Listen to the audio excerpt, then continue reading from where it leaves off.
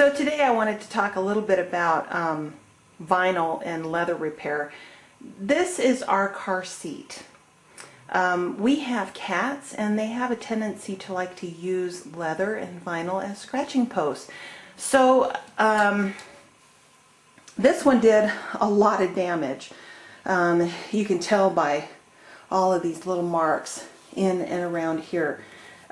Usually when you have damage like this, you have to take it into an upholsterer to do some leather repair. We really didn't want to spend that kind of money. We have very old vehicles. This came out of a 2001 Yukon. So, you know, the value of that Yukon, it just really didn't warrant spending, you know, $200-300 to replace this little panel and this here where they had done a lot of the damage. So I kept thinking about it. I kept looking online for vinyl repair and leather repair and all this stuff that they were talking about. It was difficult to do, and it was costly to do, and it took a lot of time to do as far as ordering things online and finding things online. I didn't really want to do that, and so I decided to figure out a way to fix this kind of damage without doing everything else, by just basically going to Walmart or using stuff that I have around the house in order to fix this kind of damage that was done. I'll show you what I did do. I had another chair that they did get into, and she put a hole right here. And you can't see it very well at all. This was my experimental subject, I guess, in order to fix these holes.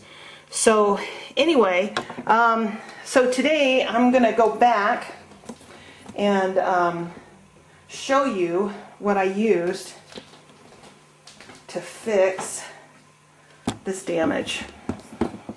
So here is the chair again. What I used is I used some Quick Seal, which is a vinyl caulk. It's an adhesive caulk and it's weatherproof or waterproof. So I started out with an almond, and I think this is the most difficult part of doing this kind of repair, is getting the color just right. So I used some dark brown vinyl paint caulking in order to mix the color just right, and you have to go lighter than what the color actually is. And I used these little pods so I could regulate how much I was putting in there and what the color was going to look like after I put it on there. So that's the biggest thing right there, is mixing the color and getting the color just right. The other thing is that you need to wash everything down. You need to get all the oils and everything else off that would be in this area.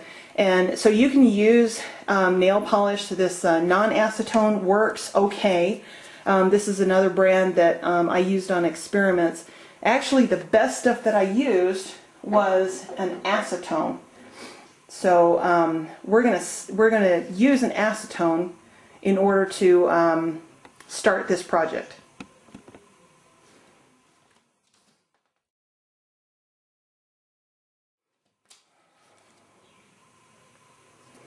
So this is the acetone that I got to wash off this project.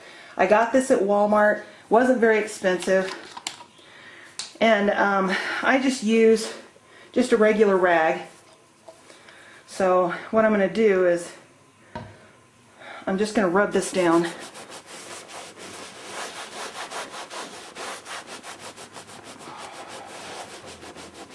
Real good. Just like that. Now this project does take some time, because you're not just going to fill it and leave it, but you're going to fill it a couple of times, and it takes about 24 hours every time you do fill it in order for it to cure. So the other thing you want to do is, you see some of these holes sticking out, you may want to rub your finger over the top and just make sure that nothing is sticking up. And if it is, see there's one right there, you just want to kind of push it back down in. There's another one. Because sometimes when they take their claws, they pull things out.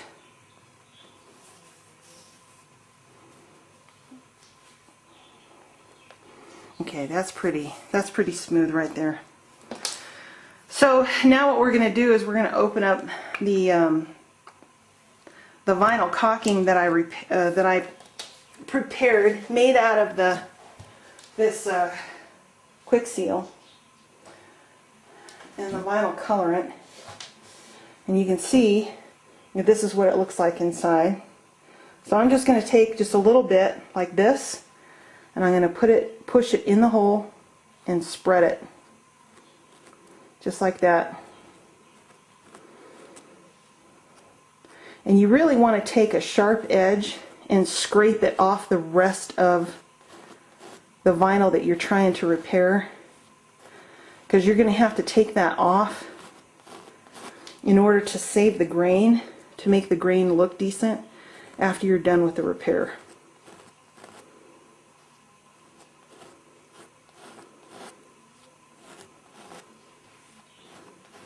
And you see how that's just kind of filling in those holes.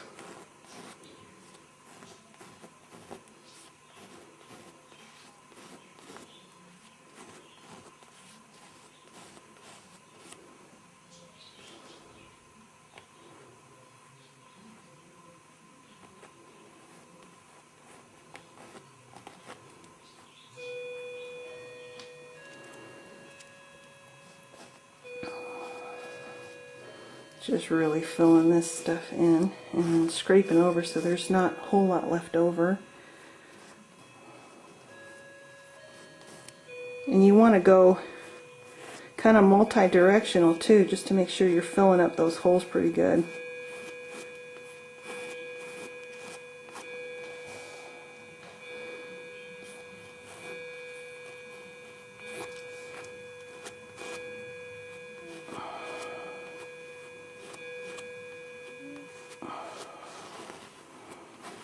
Okay.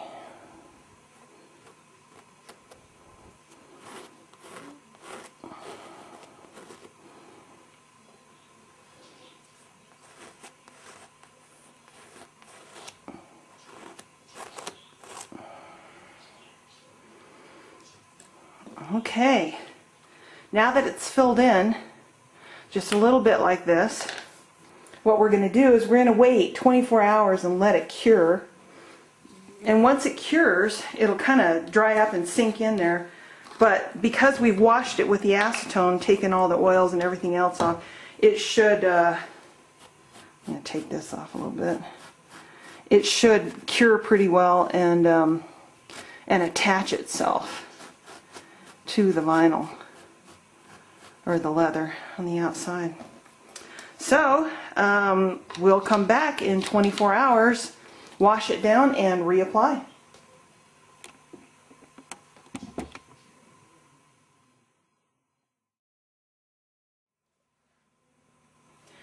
So I wanted to show you what this looks like now that it's dry, and you can see that it's gone in there pretty good. Now what we're going to do is you need to change your rag and make it more like this, so that it doesn't have any knobs on it like this one did, because when we clean this off we don't want those knobs going into these holes and uncovering what we just did. So we're just going to take a rag like this. I use this for staining, but it's been washed. So we're going to put the acetone back on it, and then what we're going to do is just real lightly we're going to clean off anything that kind of sticks up as far as the caulking is concerned. And again, that's why I didn't want anything that was textured, because we really need to get this off. Sometimes it takes like I said, it's dried in there, so we're going to take that acetone and kind of saturate it and move it around.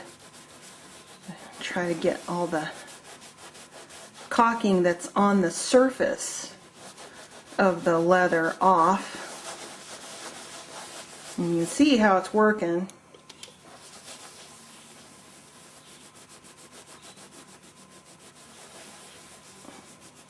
Because we still want the grain to kind of come through that area. Okay, so it's pretty clean right now. And then what we're going to do is we're going to apply again to kind of fill in the holes and that may be left. But you can see how well those holes got filled in. So now we're going to get our vinyl out, a vinyl caulk, and again, you want to make sure that you've got a straight edge. And I use this little plastic thing. What I did was I went out and I got a leather kit. You know, one of those things as seen on TV and everything. And I thought, oh, maybe I can fix it with that, but it didn't work. So, so again, I'm going to take my vinyl, and you can see that we really don't use very much at all of this stuff. So I'm going to take this again and scrape it, fill in those holes.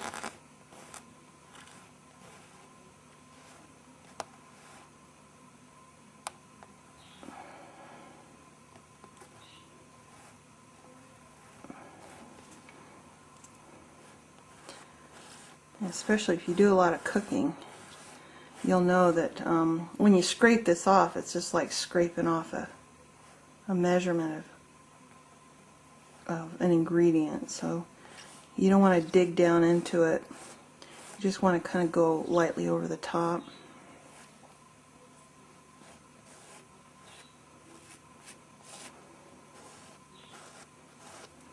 And like I said, you also want to do it multi-directional, because man, these cats, when they got in there, they were all over.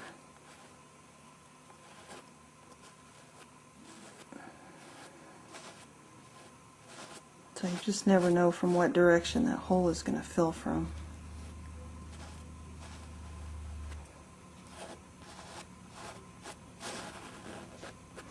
Okay, that's the second coat. Now we're going to let this dry and cure for 24 hours, and then we're going to wash it down again. Same rag, you know, without any texture, and with the acetone that I showed you before, and we should be done. So we'll be back.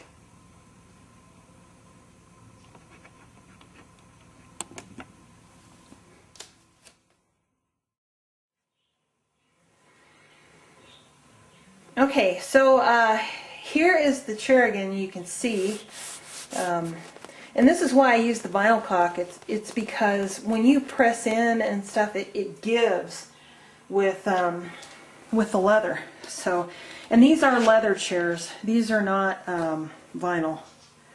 So anyway, so we're going to wash this down one more time with the acetone. And remember that you want to have a smooth material and not the fabric that we had before, which is kind of knobby.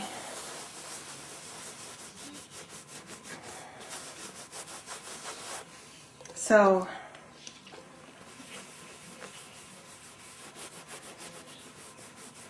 we want to get this kind of off here so you can actually see the grain. And then what happens is that the vinyl, this is going to continue to cure, get a little bit darker. But then what happens is those holes kind of fade into the grain, and you don't really see them much. But there you go. As you can see, the holes are pretty much filled up, and like I said, this is going to cure a little bit more and the color is going to get a little bit better. And I found that after about 2 or 3 days it does. It really does. It gets better. So anyway, and that is how we fixed the cat scratches on our leather chairs. So enjoy!